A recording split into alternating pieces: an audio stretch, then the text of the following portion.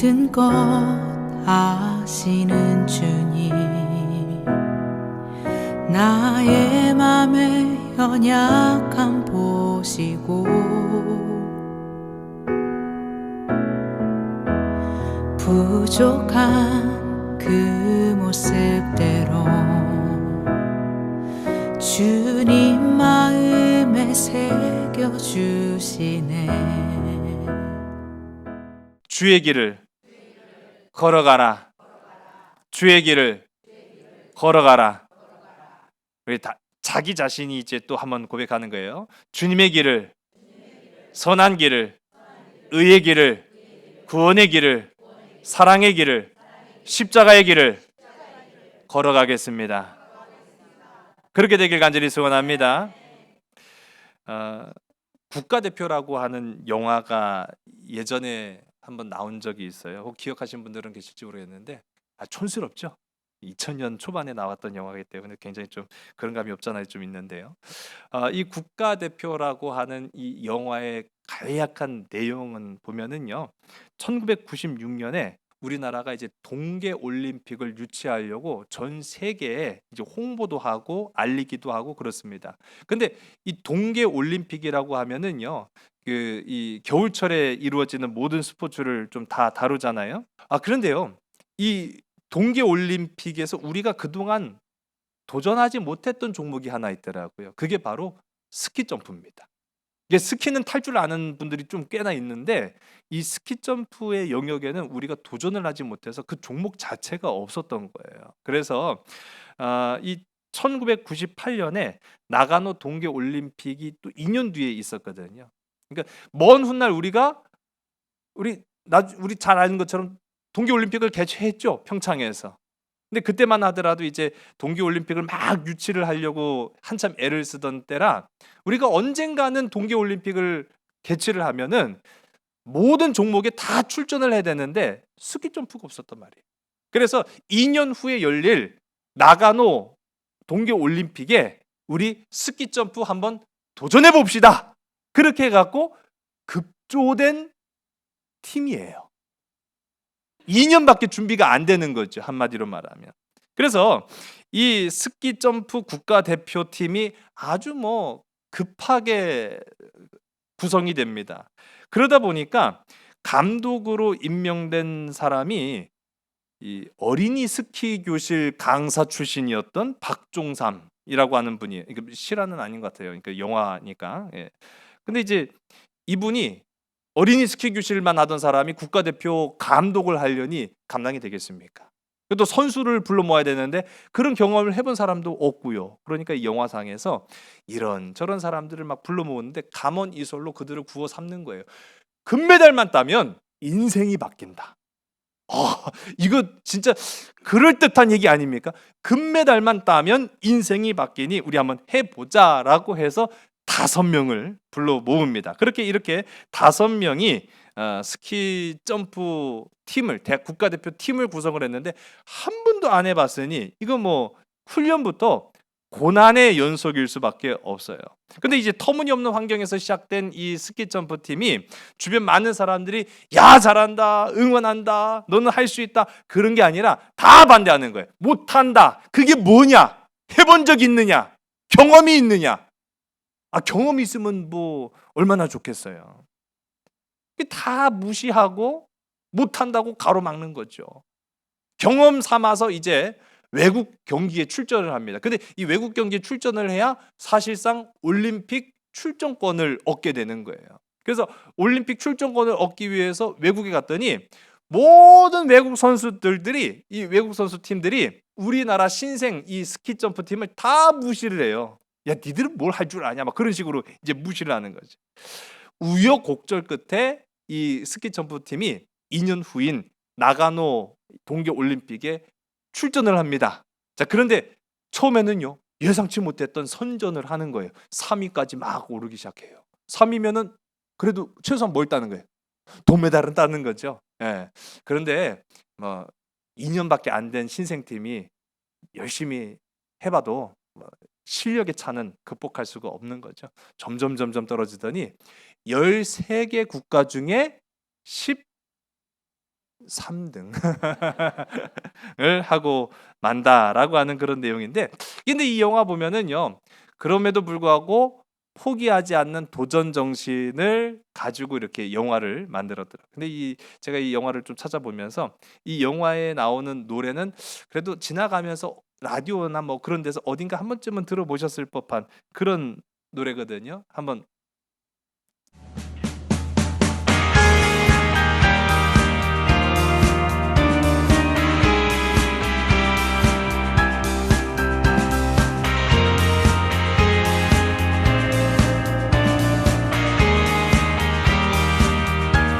어리석은 세상은 너를 몰라. 후회 속에 감춰진 너를 못 봐. 나는 알아, 내겐 보여 그토록 찬란한 너의 날개. 겁내지만 할 수 있어. 뜨겁게 꿈틀거리는 날개를 펴 날아올라 세상 위로. 태양처럼 빛을 내는 그대여. 이 세상이 거칠게 막아서도 빛나는 사랑은 난 너를 사랑해. 널 세상에 볼 수 있게 날아줘 놀래.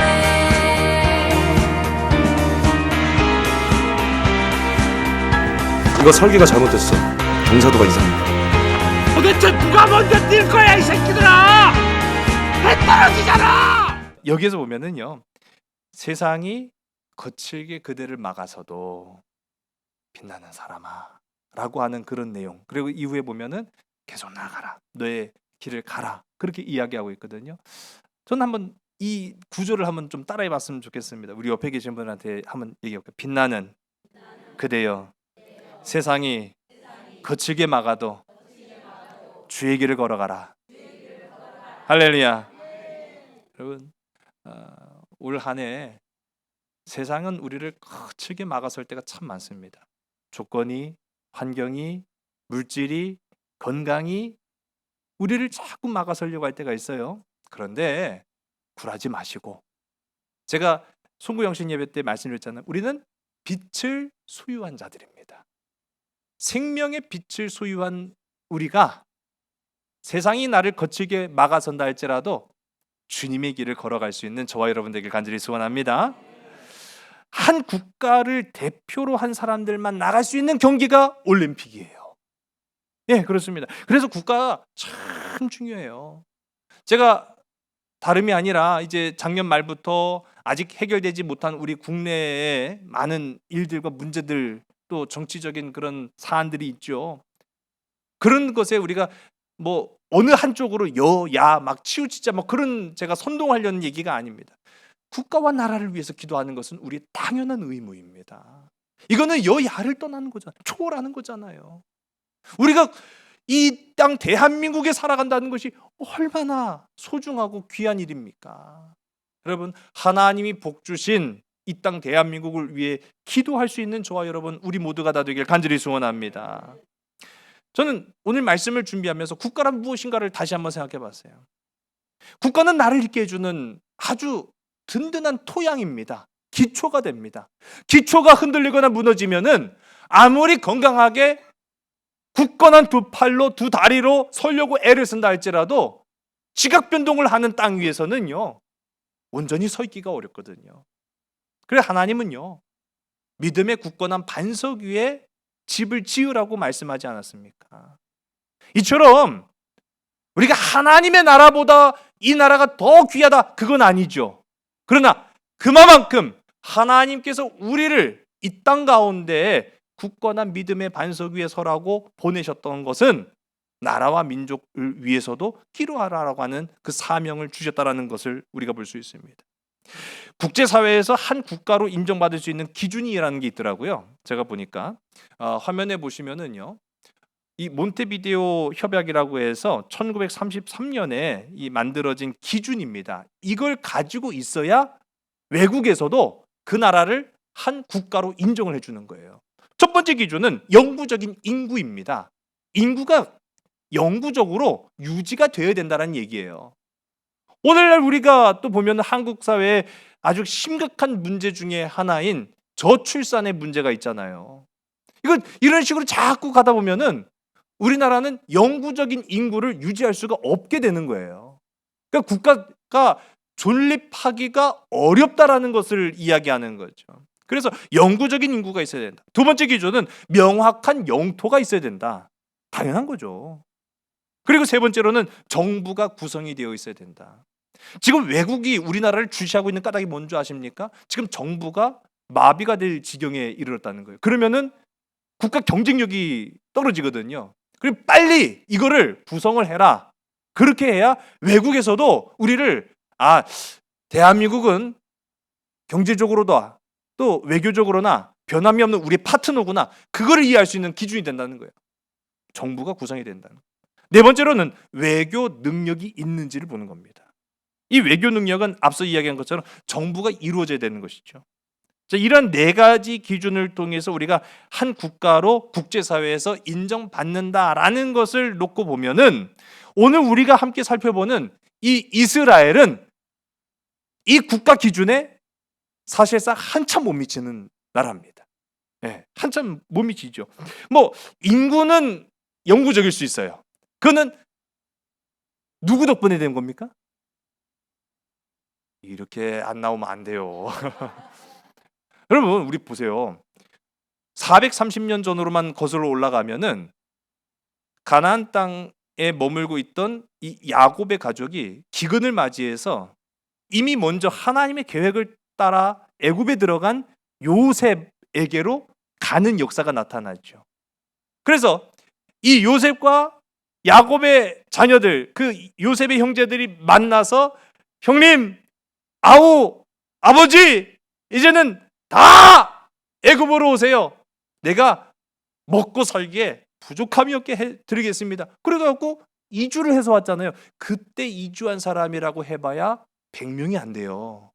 100명이 안 됐다고요. 그런데 그 100명도 안 되는 사람들이 430년 동안 불어나서 200만 명을 이루는 대민족을 만들지 않았습니까? 제가 전에도 이 출애굽기 때 말씀드렸지만은 430년 동안, 불과 430년 동안 200만 명이나 되는 어마어마한 인구가 늘어나는 것은 놀라운 일이에요.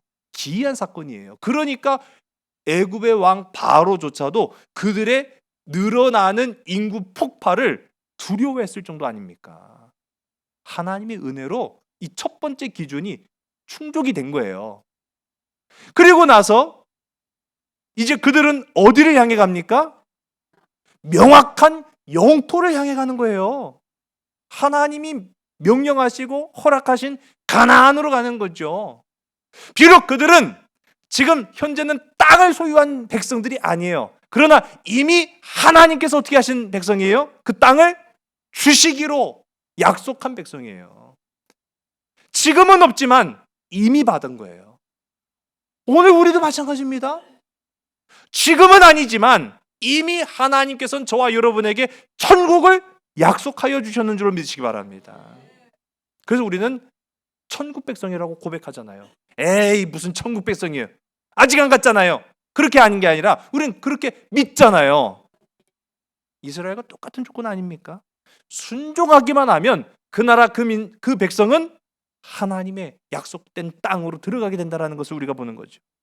자, 세 번째로는 정부가 구성됐습니까? 안 됐습니까? 보세요. 이게 다른 외부인의 시선으로 보면은 정부가 아닐 수도 있어요. 왜? 왕이 없잖아요. 통치자가 없잖아요. 대통령이 없잖아요. 국방부 장관이 있습니까? 경제부 장관이 있습니까? 외교부 장관이 있습니까? 이 이스라엘에는 그런 게 없네요. 아니죠.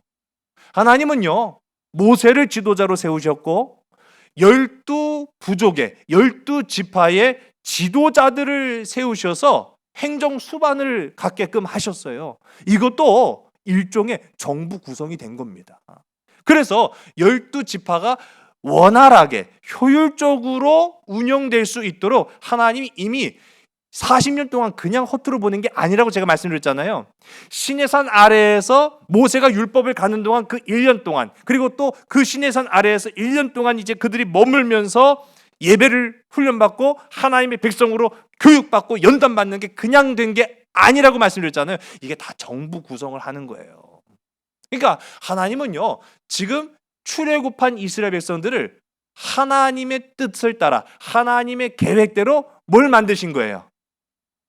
나라를 만드신 거예요. 나라를 만드셨다는 거예요. 자, 그렇다고 하면 이제는 마지막 기준이 필요한 거죠.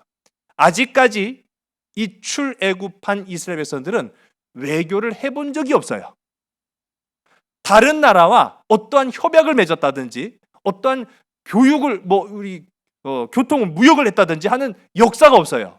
그러니까 아직 못한 것은 네 번째, 외교 능력밖에 없다는 것을 우리가 보게 됩니다. 자, 그런데 이제 그 외교 능력을 시험해 볼 수 있는 장이 오늘 우리가 함께 본 이 말씀에서 나타납니다. 이제 최초의 외교가 나타나는 장면이 오늘 우리가 함께 읽은 본문의 말씀이에요. 자, 그 상대 국가는 어디입니까? 그렇죠. 에돔이라고 하는 나라예요. 자, 이 에돔이라고 하는 나라는 이스라엘과 어떤 사이죠? 형제 국가예요. 형제 국가. 예, 형제 국가입니다. 우리가 보통 이제 형제의 나라 또는 우방이라고 부르는 나라들이 있죠. 과거 우리나라가 6.25 전쟁을 할 때 우리를 위해서 싸워준 미국을 아직까지도 우리는 어떻게 부르고 있습니까? 우방이라고 하죠. 예, 우방. 예, 우리를 도와준 나라 또는 우리와 한편에 있는 나라. 저 그래갖고 어렸을 적에 이제 만화라든지 뭐 그런 영화라든지 보면은 제가 이제 친구들하고 야, 그 우리 편이 어디 있어요 세상에? 예, 뭐 만화에 우리 편이 어디 있고 남의 편이 어디 있고 막 그랬습니다. 근데 그게 항상 우리 이 입에 익숙했던 거죠. 우방, 우리의 편이라고 하는 그 말. 우리 편이라고 하는 말은 외교에서 다른 나라에 비해 굉장히 진입 장벽을 낮게 만듭니다. 그래서 우리가 외교를 하거나 뭐 또 통하거나 하는 그런데 굉장히 유리한 측면을 가져다 주지요. 우리라는 말은 그래서 참 듣기 좋은 말이에요. 예. 우리 옆에 계신 분들 한번 바라보세요. 예. 우리 함께, 우리 함께 나아갑시다 하고 서로 고백해 볼까요? 시작. 우리 함께 나아갑시다. 예, 할렐루야. 혼자 가는 길은 힘들고 어려워요. 외롭죠. 그런데 우리 함께 간다고 하면 힘들지 않아요. 예. 우리라고 하는 말은 참 그래서 듣기 좋은 말이죠. 또 우리가 생김새도 말도 전혀 다르지만 먼 저 터키, 요즘 튀르키예라고 부르죠. 거기를 우리는 형제 나라라고 부르더라고요. 거기도 마찬가지로 6.25 전쟁 때 우리를 위해서 힘을 보태고 싸워준 나라이기 때문에 지금까지도 우리가 보통 암암리의 형제의 나라 그렇게 부르지 않습니까? 이러면은 북한도 마찬가지더라고요. 이제 북한은 좀 부르는 그 방식이 조금 그 용어가 좀 다르긴 해요. 자신들을 도와준 나라를 뭐라고 불러요? 혈맹이라고 불러요. 혈맹. 예, 그 뭐 비슷한 의미예요. 피를 나눈 나라다 뭐 그렇게 이야기하죠. 뭐 중국이라든지 그런 나라를 이제 혈맹 또 형제 나라라고 뭐 이제 러시아를 부르기도 하고 뭐 그렇게 하는데 자 어쨌든 간에 에돔이라고 하는 나라와 이스라엘은 사실은 형제 나라가 맞아요. 우리가 지금 상징적으로 부르는 형제 나라가 아니라 진짜로 피로 이루어진 형제 나라가 맞습니다. 자 그런데 그러면 이 에돔과 이스라엘은 형제 나라입니까? 아니면 우방입니까? 오늘 우리가 쭉 읽어 내려간 말씀을 보면은 이 두 개가 다 의문이 드는 건 사실이죠. 예, 진짜 혈맹이라고는 했지만은 그런 의미를 떠나서 진짜 형제 나라라고 하면 뭔가 좀 서로를 위해서 헌신하고 희생하고 배려해주고 도와주고 그런 게 있어야 되는 거 아니에요? 그게 좀 없네요. 예. 이 에돔이라고 하는 나라가 어떤 나라인가라는 것을 조금 더 살펴보면은 에서의 후예들이 세운 나라예요. 그래서 우리 화면 속에 보시면은 노란색으로 표시된 이 위에 부분이 이스라엘 지도입니다. 그리고 이스라엘 바로 밑에 에돔이라고 하는 나라가 형성이 돼요. 근데 이 에돔이라고 하는 나라가 그러면 굉장히 뭐 적과 꿀이 흐르는 가나안 땅과 인접했기 때문에 뭐 그런 비슷한 조건을 가지고 있느냐라고 하면은 오른편에 보시면 굉장히 깎아지른 듯한 기암절벽이 막 가득 있는 곳이 있죠. 이 에돔이 그렇게 풍요로운 땅은 아니더라고요. 네. 그런데 이러한 곳에 이 에돔이 위치하고 있습니다. 그런데 굉장히 중요합니다. 왜 그러냐? 이 에돔이 자리 잡은 곳이 길목이기 때문인 거죠. 굉장히 중요한 길목을 이 에돔이라고 하는 나라가 떡하니 자리 잡고 있으니까 이 지정학적으로는 굉장히 중요한 이 위치에 서 있다라고 말할 수 있습니다. 이 에돔이 어떤 길목을 딱 막고 있냐면은요, 두 가지 길이 있습니다. 애굽하고 저 윗동네 보면은 에돔, 이 에돔 위에 우리가 이제 보면 바빌론이라든지 나중에 보면 아시리아라든지 뭐 그런 나라가 나오잖아요. 그 사이를 이어주는 무역로가 두 가지가 있어요. 하나는 바다를 끼고 있는 해변길이 있고, 또 다른 하나는 육지 쪽을 가지고 이렇게 쭉 올라갈 수 있는 왕의 대로, 오늘 본문에도 나오죠. 왕의 큰 길이라고 하는 그 두 가지 무역로가 있는데, 이 해안 쪽이 아니라 왕의 대로 쪽을 꽉 쥐고 있는 나라가 바로 이 에돔이라고 하는 나라예요. 그러니까 에돔을 통과하지 않고는 위쪽으로, 즉 가나안으로 가기가 굉장히 어려운 조건이라는 것을 보게 됩니다. 현재 이제 시리아에서부터 시작을 해서 오늘날의 요르단 암몬을 이제 통과하는 지역을 이제 이 에돔이 쥐고 있는 이 왕의 계로다, 그렇게 이야기하는데요. 여기를 통과하지 않으면은요, 더 멀리 돌아서 가야 돼요. 근데 더 멀리 돌아서 가면은 화면에서도 보시면 이 에돔이 그렇게 풍요로운 땅은, 기름진 땅은, 푸른 풀밭이 있고 막 맑은 물가가 있는 곳은 아닌 것 같다라는 느낌이 딱 오잖아요. 근데 더 멀리 돌아가면 이보다 더 산세가 험해집니다. 그러니 이스라엘 백성들이 왕의 길을 통과하지 않으면, 그 놀랍게도 왕의 길은 이렇지 않아요. 말 그대로 이 길은 뭐 우리가 생각하는 뭐 고속도로가 난 거 그런 건 아닌데, 그래도 무역을 하기에는 부족함이 없도록 평탄한 길이 있는 곳이에요. 근데 돌아가게 된다면은 이보다 더 심한 험한 산세를 거슬러 올라가야만 한다라는 것이죠. 그렇기 때문에 모세는요, 이제 최초로 외교라는 걸 해봅니다. 그래서 외교라는 것을 하는데, 국제 관례에 따라서 이 에돔 왕에게 사신을 보내어서 외교 편지를 보내고, 그리고 그들로 하여금 이 길을 좀 열어주실 것을, 그래서 그 길로 우리가 지나가게 해줄 것을 부탁을 하는 그런 장면들이 오늘 우리가 함께 읽은 본문에 나오는 내용들이에요. 우리 14절에서부터 우리 17절까지의 말씀을 보겠습니다. 모세가 가데스에서 에돔 왕에게 사신을 보내며 이르되, 당신의 형제 이스라엘의 말에 우리가 당한 모든 고난을 당신도 아시거니와 우리 조상들이 애굽으로 내려갔으므로 우리가 애굽에 오래 거주하였더니 애굽인이 우리 조상들과 우리를 학대하였으므로 우리가 여호와께 부르짖었더니 우리 소리를 들으시고 천사를 보내사 우리를 애굽에서 인도하여 내셨나이다. 이제 우리가 당신의 변방 모퉁이 한 성읍 가데스에 있사오니 청하건대 우리에게 당신의 땅을 지나가게 하소서. 우리가 밭으로나 포도원으로 지나가지 아니하고 우물물도 마시지 아니하고 왕의 큰 길로만 지나가고 당신의 지경에서 나가기까지 왼쪽으로나 오른쪽으로나 치우치지 아니하리다 한다고 하라 하였더니. 아멘. 여러분, 이 상황이 어찌되었든지 간에 지금 도움을 구하는 사람은 누구입니까? 모세와 이스라엘이죠. 예. 그러니까 이스라엘이 도움을 구하는 입장에서 공손할 수밖에 없어요. 그러니까 오늘 우리가 함께 읽은 이 본문 말씀만 놓고 보더라도 이 뭐 고압적으로 길을 열어라! 그게 아니죠. 길 좀 열어주세요.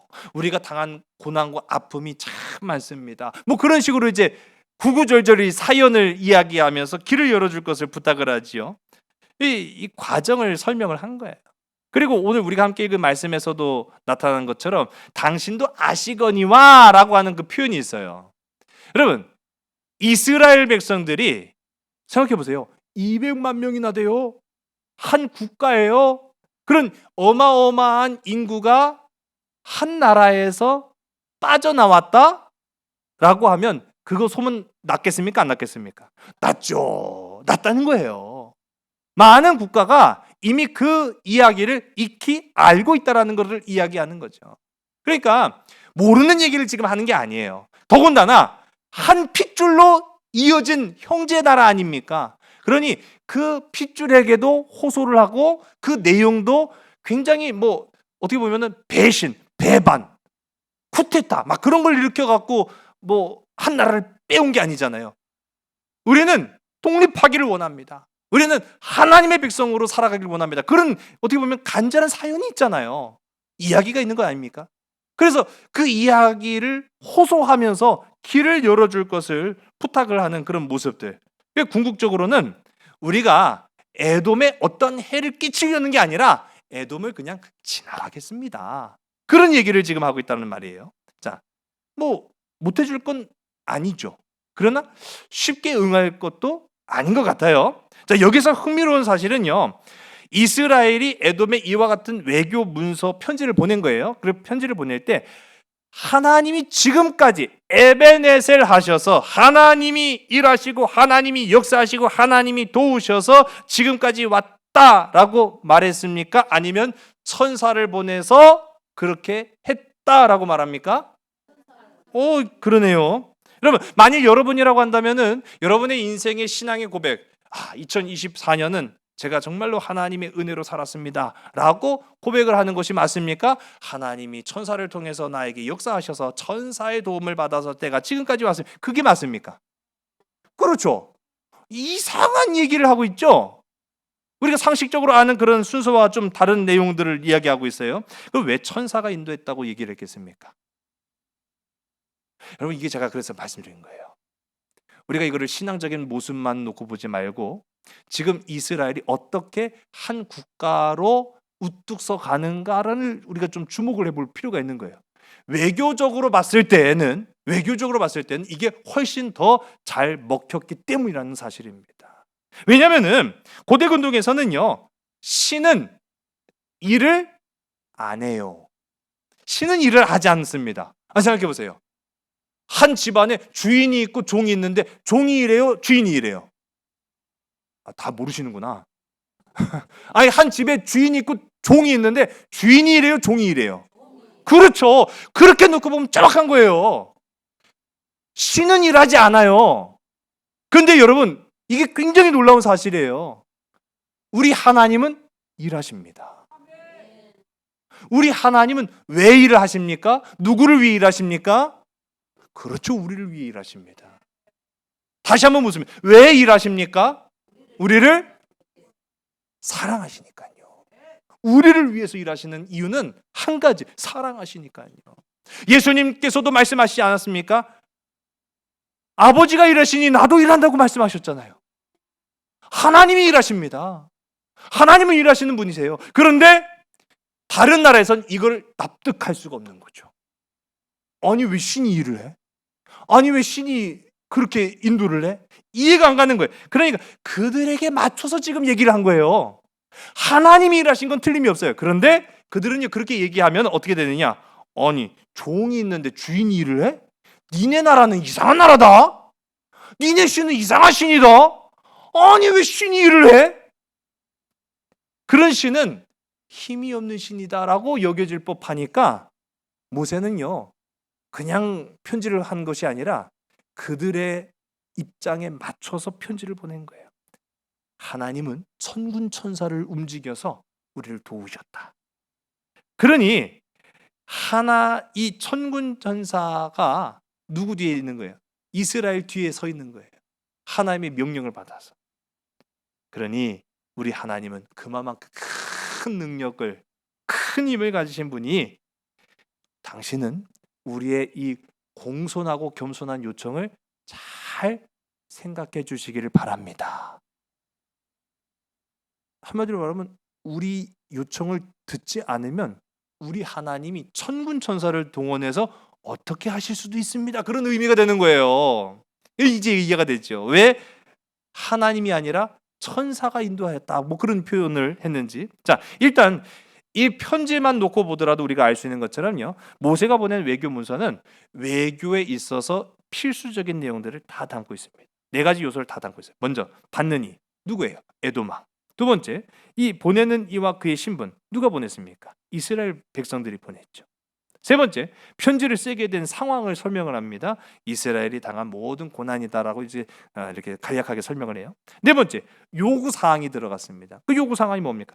우리가 당신의 땅을 지나가게 해주십시오라고 하는 내용이죠. 자, 이 모세는요, 이스라엘이라고 하는 나라가 지금까지는 떠돌이 백성이었어요. 난민이었어요. 그런데 더 이상 난민이 아니에요. 떠돌이가 아니에요. 객이 아니에요. 나그네가 아니에요. 하나님의 나라라는 것을 선포한 거예요.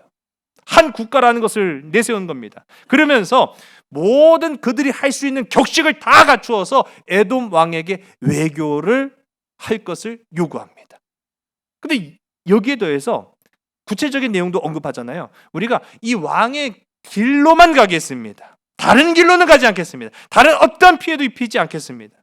그러니까 그렇게 얘기를 하니까 보세요. 물론 말이 좋아서 유목민이지 뭐 거지나 다를 바 없어 보이는 이 이스라엘의 말을 믿기가 쉬웠을까요? 어려웠을까요?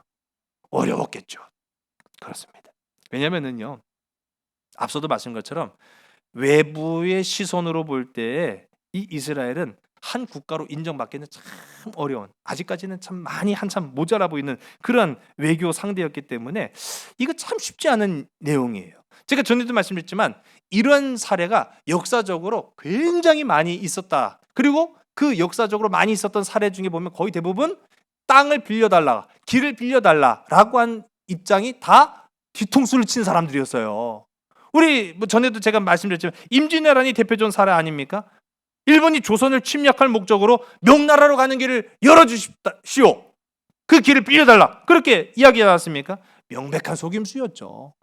그뿐만 아니라 다른 나라에서도 이제 이루어진 사례를 제가 말씀드리면서 나폴레옹 얘기를 했잖아요. 프랑스가 이 나폴레옹이 왕위에 오르고 나서 유럽을 집어삼킬 계획을 세우는데 그냥 뭐 호락호락 넘어갑니까? 그러니까 뭐 보통 이제 보면은 스위스, 이탈리아 그 나라한테 편지를 보냈어요. 똑같아요. 오늘 이야기한 것처럼 우리가 다른 나라를 정복하려고 하니 길만 좀 빌려달라고 해요. 그래놓고 어떻게 합니까? 스위스와 이탈리아도 그런 식으로 침략을 당해요. 그냥 즉각적으로 그냥 뭐 다 침략되고 포위가 되고 말았죠. 또 그런 식으로 제가 스페인, 포르투갈 다 점령했다. 제가 말씀드리지 않았습니까? 물론 이스라엘이 에돔을 점령할 목적으로 길을 빌려달라고 하는 겁니까? 아니죠. 예, 아닙니다. 그럴 의도도 없었고 그럴 마음도 없었어요. 왜냐하면 이스라엘의 목적은 오직 가나안이었어요. 가나안. 심지어는 에돔의 영토 안에서는 오늘 우리가 함께 살펴본 말씀 가운데 보면 우물물도 마시지 않겠다고 말합니다. 다른 샛길로도 빠지지 않겠다고 얘기해요. 재밌는 사건 한 가지 말씀드리면 이 화면에 보시면은 이 한 선수가 이제 역도가 잘려갖고 역도 들고 있죠. 이 선수가 우간다의 세키톨레코, 이름도 굉장히 복잡해요. 이 세키톨레코라고 하는 이 우간다 출신의 역도 선수인데 이 선수가 2021년도에 도쿄 올림픽에 출전을 한 선수예요. 그런데 선수단에 입단을 한 이 우간다 이 세키톨레코라고 하는 선수가 흔적도 없이 사라졌어요. 없어져 버린 거예요. 그래갖고 숙소에 이 선수가 어디 갔어 하고 이렇게 찾아갔을 거 아니에요. 거기에 쪽지 하나가 발견됩니다. 나는 일본에서 살면서 일하고 싶어요 라고 하면서 그냥 증발해 버린 거예요. 그 어떻게 되겠습니까? 막 경찰이 난리가 난 거죠. 어떻게 됐을까요? 이 세키톨레코라는 선수가 잡혔습니다. 잡히게도 생겼어요. 이렇게 뭐 이제 흑인이다 보니까 이렇게 눈에 잘 띄는지 몰라도 어쨌든 간에 이 결국 붙잡힌 세키톨레코 선수는 우간다로 강제 송환이 됐다라고 하는 뉴스를 제가 본 적이 있습니다. 만일 여러분 이스라엘 백성들이요 지금은 우리가 볼 때는 난민이잖아요. 국가가 없단 말이에요. 영토가 없단 말이죠. 우리가 볼 때는. 그러니까 이들이 에돔에게 길을 열어달라고 요청하면서 지나갈 때 그냥 에돔 땅으로 난 여기가 좋사오니 난 여기 살아야겠습니다. 방법이 없는 거예요. 그렇게 시작하면은 한도 끝도 없겠죠. 아마 이스라엘도 그렇게 되면 문제가 되겠지만은 이 에돔 입장에서도 그렇게 되면은 굉장한 어려움을 초래할 수 있기 때문에 길을 어떻게 보면은 막는 것이 차라리 더 좋은 방법이다. 그렇게 생각했는지도 모르겠습니다. 자, 어쨌든 간에 이 에돔이라고 하는 그 뿌리로 거슬러 올라가면은 이스라엘과 한 형제의 나라였던 이 에돔이 과감히 그들의 길을 막아버리게 됩니다. 우리 오늘 우리가 함께 읽은 이 본문 가운데 우리 18절의 말씀이죠. 우리 18절의 말씀 보겠습니다. 에돔 왕이 대답하되 너는 우리 가운데로 지나가지 못하리라. 내가 칼을 들고 나아가 너를 대적할까 하노라. 아멘.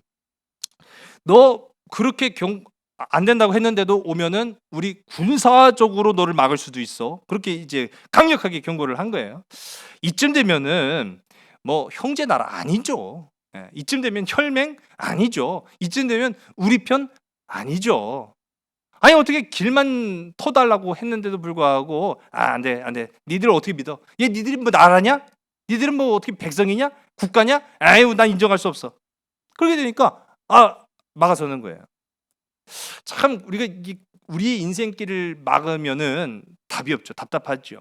예. 근데 사실 우리 앞서도 보셨지만 에돔이라고 하는 나라는 어떻게 보면은 그렇게 풍요로운 조건 속에 있는 국가는 아니에요. 그리고 에돔도 여러분 유목민족이에요. 그렇다는 것은 나라라고 하는 그 형태만 갖추었을 뿐이지 이게 연합 체계지 제대로 된 정부 구성도 잘 되지 않은 그런 부족 국가였습니다. 그런 측면에서 인구수로는 이스라엘이 에돔보다 더 많을 수 있다라는 것을 우리가 보는 거예요. 왜냐? 지금 이스라엘 어떻게 돼요? 다 밀집해 있잖아요. 한 군데 모여 있잖아요. 에돔은 다 흩어져 있단 말이에요. 그러다 보니까 힘 대 힘으로만 싸우려고 하면 어쩌면 이스라엘이 더 강력할 수도 있어요. 근데 뭡니까? 이미 지금 그 자리를 터줏대감처럼 딱 틀어 막고 있기 때문에 못 가? 안 돼! 니들은 안 돼! 그렇게 막고서 오는 거죠. 제가 이제 군대 훈련소에서 6주 마치고 중앙경찰학교로 차출돼서 충주에 있는 이제 갔어요. 가자마자요. 버스에서 내리자마자 막 육두문자로 욕을 하더니 밤 8시 조금 넘어서 도착했거든. 내리자마자 막 쪼그려 뛰기로 막 올라오라. 거기 경사도 있어요. 그래갖고 쪼그려 뛰기로 올라와라. 막 마음에 안 든다고 뒤로 굴러 앞으로 굴러 좌로 굴러 그러다가 막 논둑이 빠질 뻔했어요. 그래가지고 막 오는데요. 경찰학교 그 입구에서부터 그 안에 건물 들어가는 데까지 걸어서 가면 10분밖에 안 걸리는 데를 1시간을 그렇게 굴려서 갔어요.